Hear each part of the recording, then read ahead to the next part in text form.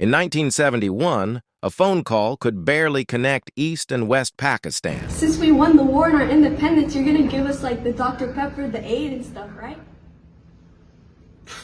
We're breaking up. Two parts of the same country, 1,000 miles apart, divided by India and ideology. But what truly broke the line wasn't a bad reception. It was bloodshed. This is the story of the Bangladesh genocide, how a nation fought to be heard, and how ones in power responded with silence and slaughter. But let's start in the beginning. Once upon a time, there was a land called India. Colorful, chaotic, full of spices silk. Until one day, an old friend showed up, Britain. Hey, India. How would you have yourself? Hey. We're kind of a 5,000-year-old civilization. Oh! Right. Very impressive, but I'll just take control of, your trade, your ports, textiles, and your people. Wait, what? And just like that, Britain moved into India for 200 years. They took control, taxed everything, divided everyone, until... By 1945, World War II was over, and Britain was broke. Like broke. India had been demanding independence for decades. But after WW2, Britain just didn't have the strength or the money to hold on anymore. 6 years of war, bombs, and rationing. We fought the Nazis, lost money, lost lives, and now the colonies want what? Independence? Yes, that's exactly what we want. You forced us to work with you. Let's fight our war. What else do you want from us? Fine, you guys can have your independence, but don't come to me crying when you have to deal with your religious internal conflicts. What do you mean, conflicts? These conflicts. Is this thing on? There's no point in this. We're not gonna partition India.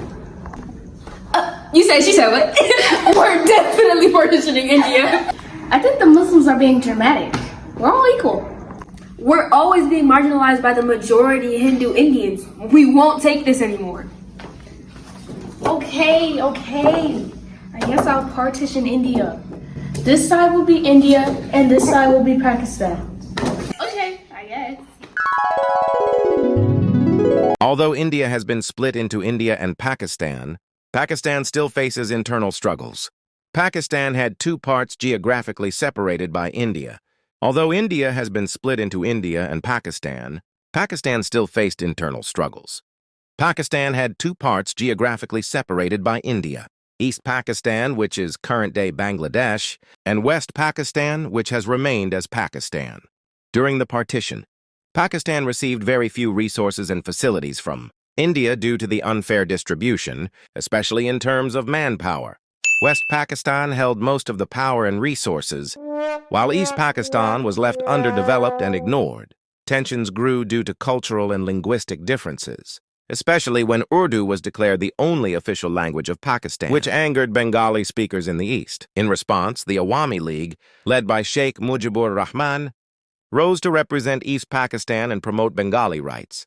In 1969, General Yahya Khan imposed martial law and became president of Pakistan.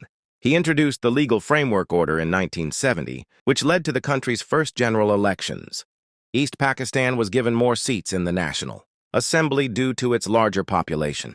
In the December 1970 election, the Awami League won the majority, securing 160 out of 162 Pakistani seats. However, President Yahya Khan and West Pakistani leaders refused to hand over power, fearing a loss of control over the country. The mistreatment of East Pakistanis, including the West Pakistani government's poor response to the 1970 Ebola cyclone, which killed 500,000 people and fueled widespread protests and demands for independence for East Pakistan.